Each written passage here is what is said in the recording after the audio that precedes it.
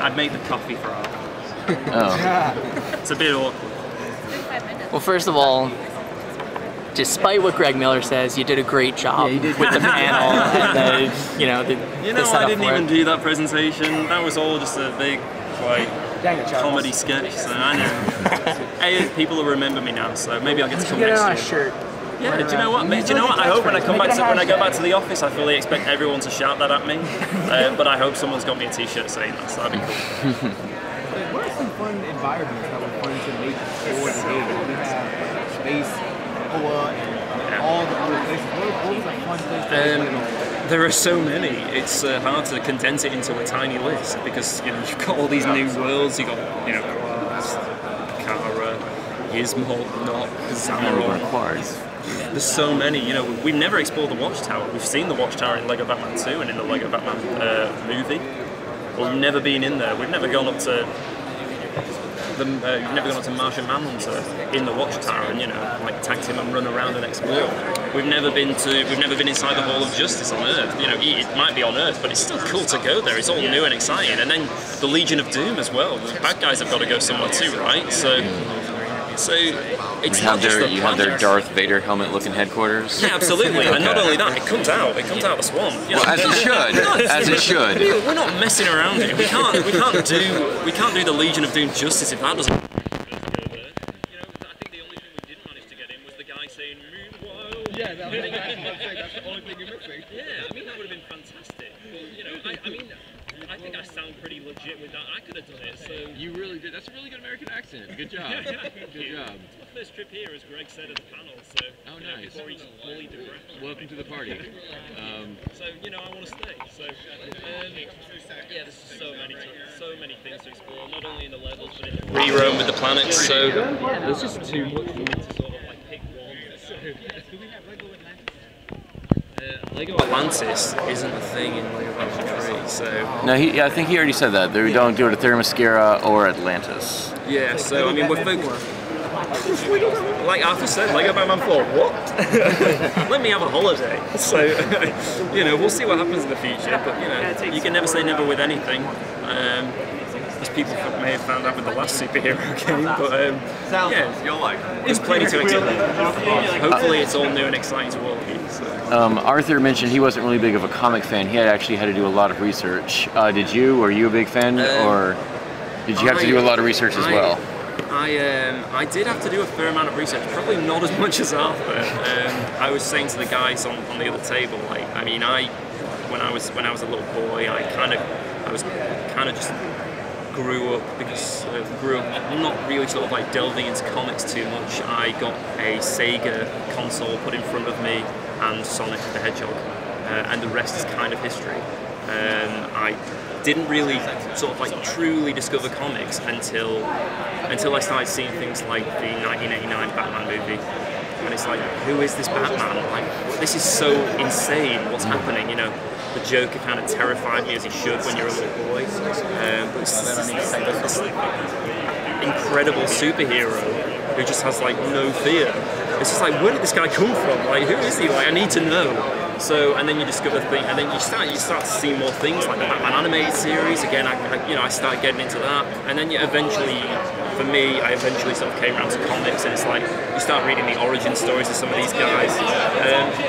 Batman kind of for me was my first superhero, I suppose. So he was kind of the first superhero that I sort of like delved into comics with, and then dipping in and out of comics over the years. I went off to uni, I had a few drinks, things like that. So, but it's been just.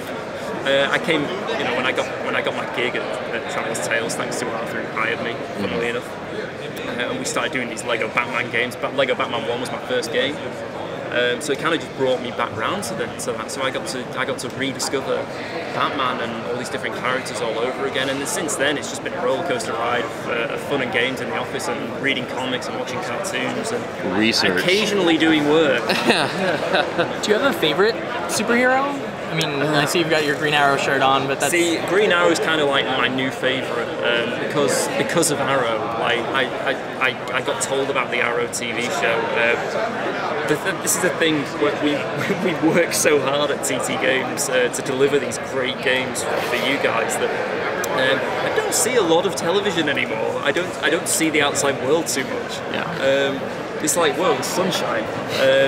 Kind of. Maybe not today. Yeah. And so somebody in the office told me about the Arrow TV show, and so you know, I bought season 1, and I just fell in love with it. So Green Arrow is kind of my favourite at the moment, probably more specifically the Arrow, rather than the comic book Green Arrow. But you know, it's all Stephen Amell, right? So it's all good. Yeah, I mean, I've got a lot of love for Batman. Like I said, he's the guy that started me off on sort of like the superhero path, I suppose. But I kind of have a liking for the bad guys. I do like the Riddler quite a lot. He's kind of cool, isn't he? It's just kind of like, you know, even when Joel Schumacher made that film, it was still kind of cool for the Riddler. So I have a Riddler tattoo. Now that is cool. Yeah. True story. I don't get a tattoo because I'm scared that I'll like change my mind. And then all of a sudden I'm stuck with a tattoo for the rest of my life, so I'm a bit of a scaredy cat like that, but yeah. So that was your anything favorite. in particular that you like working in the game? Like anything that kind of like interests you more than anything else? Well, I mean, first and foremost, I'm a level designer at heart. I mean, I'm assistant game director, and that's kind of a role that I picked up along the way. Somehow I've kind of bumbled along the path and sort of like ended up sort of like, you know, like I said, making the coffee for Arthur. But I'm a designer at heart, and so is Arthur. We have a group of guys and girls back home who are part of this design team. So I absolutely adore the start of a project. You know, we have a decent turnover at Traveller's Tales of Lego games. We kind of see I'm kind of doing something different every year, which is fantastic because it's like not many places do that, and it's like something new every year. And when it comes around to that time of the year when it's like, we're going to do Lego Batman 3 here, and it's going to be going into space. We're going to be leaving Gotham behind, and we're going to be exploring the rest of the DC universe, or certainly a large chunk of the DC universe that we've never seen before. So it's sort of that initial design phase when we draw up a wish list of what we want. So it's like, okay, so what can we do? Obviously we've got Batman and Robin and all the main guys, but let's go nuts. It's the year of Batman. It's Batman 75. Let's go for 60s finally. Let's get 60s Batman in the game. I think probably that was my favourite part of the game to sort of work on. You put a lot of hard work into that. I mean, it's a reward for completing the story. I mean, usually you get the reward in the form of sort of like the Lego levels, where it's just a case of, you know, smash away to a million studs. But we wanted to do something different this year. We wanted to give you something that's completely sort of like out there and surprising. So, you know, you'll get to that part of the game when an area of the Batcave opens up and the bat poles are there, and there's like a Wayne Manor TV set. That's great. The red phone's there. It's like, you know, the headstone with the button. It's just like it's Shakespeare that kind bust. Yeah, exactly. It's just kind of like it's creating a magic moment like that you know people are gonna either laugh, or if they're not laughing, it'll be tears of joy. And if it's a little boy or girl who don't even know who Adam West is yet, because 60s Batman kind of went away for a long time, and now it's coming back with the Blu-ray release. It's one of those where I know that we're going to create sort of like memories for the young kids who are going to discover this for the first time. It's like, hang on a minute, this isn't like a dark and gritty Batman at all. This is like wacky and crazy and sort of like pow, wham, zap. And then on the flip side, Mum and Dad, who grew up watching it, my mum and dad certainly did, or maybe a little bit older grandma and granddad grew up watching it, it's a massive nostalgia trip. And that's something that it's about creating memories, and that's, you know, for me, that's a magic moment. Speaking of 60s, you did mention the sound effects. Would, if Batman, say, hit a villain, will actually pop up? Yeah. Again, like with the Legion of Doom, we wouldn't be doing our job, and we wouldn't be doing it justice. Our 60s Batman's something we wanted to do for a long, long time, since Batman 1. And we finally got the opportunity to do it with Batman 3, so we knew exactly what we wanted to do. We knew which characters we wanted, we knew how we wanted it to look visually, we knew we wanted Adam West in there, we knew we wanted him to talk, we wanted him to do some voice work for us. So yeah, it was just a fantastic experience. Like, although it's just a fraction of what is a massive game, it's just a beautiful moment for me. Even now, after seeing it for months and months on end, it still brings a smile to my face when I load it up, so it's a great moment. If you could pick any franchise for Lego games to cover next, what would you want? If you just pick anything. Oh, well, isn't Batman great though? Lego Suicide Squad. Lego Suicide Lego Harley Squad. Quinn, again.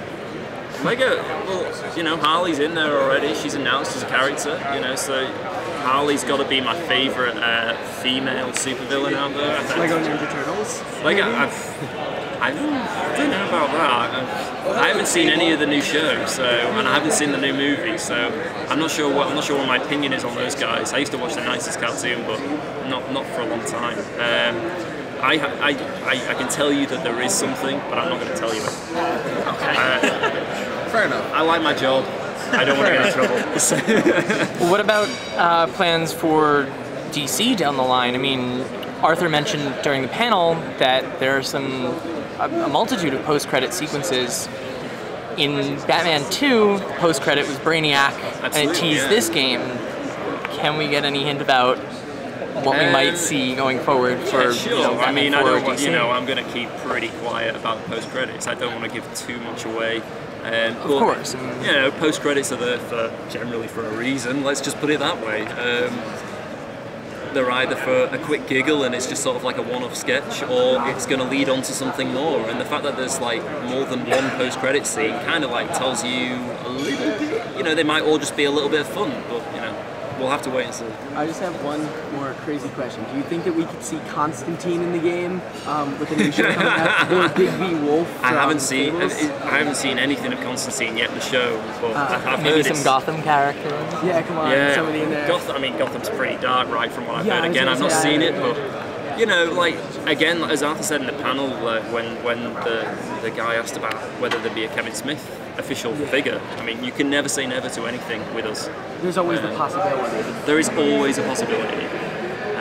It's just one of those things. We kind of seem to do. We've got this great relationship with Warner Brothers and DC and with Lego that we can, you know, they respect what we want to do. You know, if we want to, whatever we want to do, we kind of say, well, you know, we've got an idea to do. You know, let's put like let's try and get Green Lantern in Lego Batman 3, and it's like, yeah, sure, why not? Let's do this. The you know. best announcement they've had. Yeah, it was perfect, wasn't it? I mean, we've been trying to keep sort of like quiet for so long. Was cool too. We've been trying to sort of like keep quiet, but we were when he came in and did his read his script. I mean, we were only sat listening on the phone because it was all done in the States, but it was pretty hilarious. We couldn't keep a straight face. It's just so funny. All I would say is you can never say never. I have to leave it at that for that question. So. I know there's all different outfits for Batman, but say like for like I'm pretty sure Robin's in the game now. So there's like any different outfits for Robin as well. Like, so we've got 5 different characters this time. So usually we have Lego Batman and Lego Robin that have an array of different suits. This time around we've got 5 different characters that have suits, and they all have 8 different suits. They've all got their sort of like default suits, like you know, like Batman's in his normal Batman suit, and Joker's one of those guys, like Lex Luthor's one of those guys. So he's got his power suit for the first time. I think he was in a suit in Lego Batman 2. So we want to change it up a bit with Lex and give him a bit of a new look.